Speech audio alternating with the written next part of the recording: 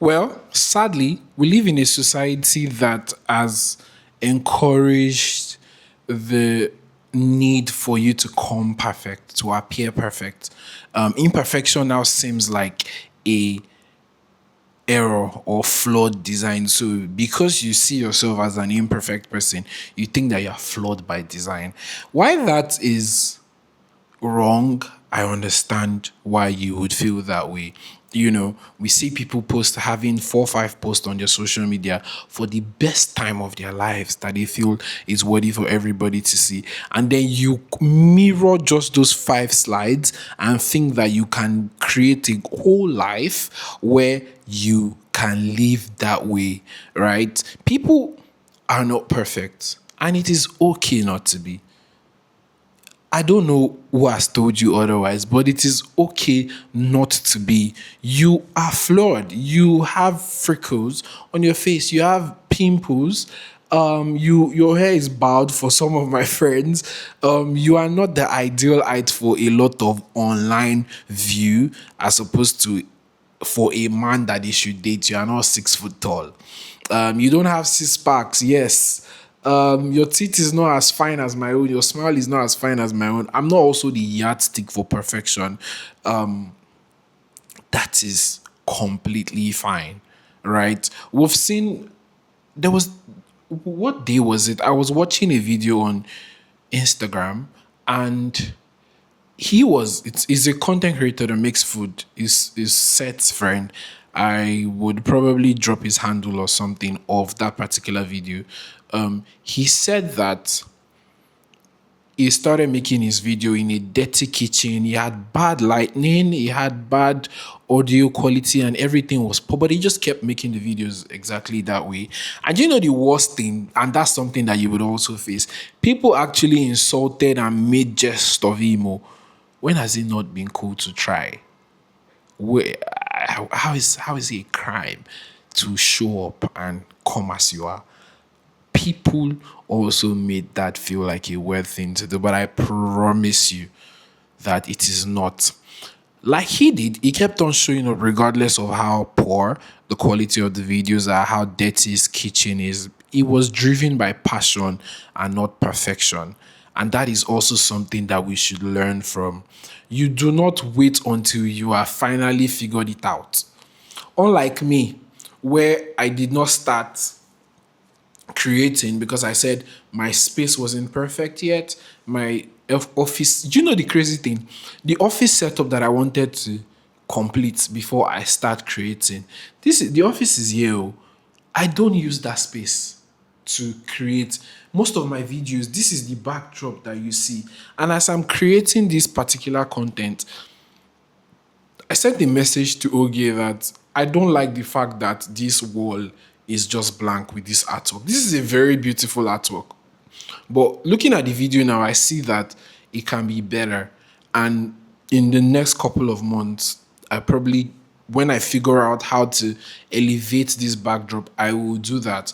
But until then, this is what you people are going to be seeing, right? And that exactly helps communicate the need to come as you are.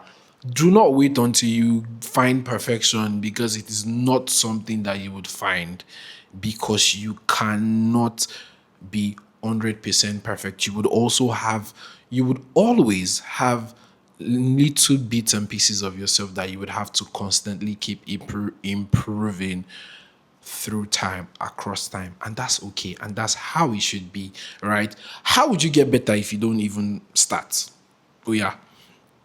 If you don't start the way you are, how would you be able to prune yourself by constant repetition of the boring and mundane thing?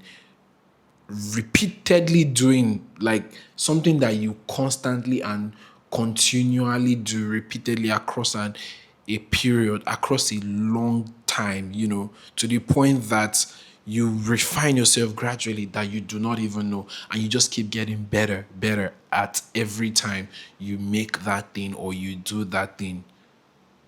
That's how to eventually chase perfection, by doing and not folding your hands and waiting and trying to be perfect before you start. Start as you are. People would love you. Build the following that way. post your work online that way, reach out to people that way, start that way, write with your. If you go to my Substack, I currently have about 54 posts or thereabout.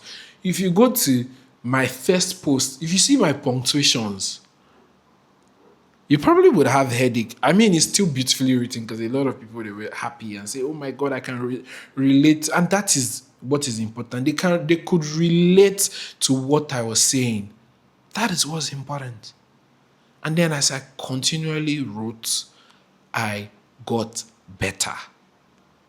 And last week we were studying the book of Acts, and I used voyage in my so every verse that we read, we write what we learn from the verse, me and a friend. So when one of the, I think it was Acts 26 or 27, the story of Paul in Jerusalem or facing the Romans, and I said one of his voyage, and she clocked them like, oh my God, see, my friend is now becoming a very good writer. And that is because for Act has about 28 chapters, I think, and we were writing for every chapter. So imagine writing 28 days back to back about what you have learned, and you will say the person would not improve. Now I've been writing every single day for the past 3 months about what I learned from the Bible. So yeah, it's about studying the Bible, but there's also been a constant practice of writing. Well, my audience is just one person, and but in your case, your audience can be a lot of people. But show up as you are, post your work, and with time, you will become so excellently good that you will not be able to know how that happened. But I tell you, it happened by practice. And I hope that this gives you the nudge that you do need to get out there today and do that thing that you are waiting to be perfect to do before you start. Go. Shh. Go and start now. Bye.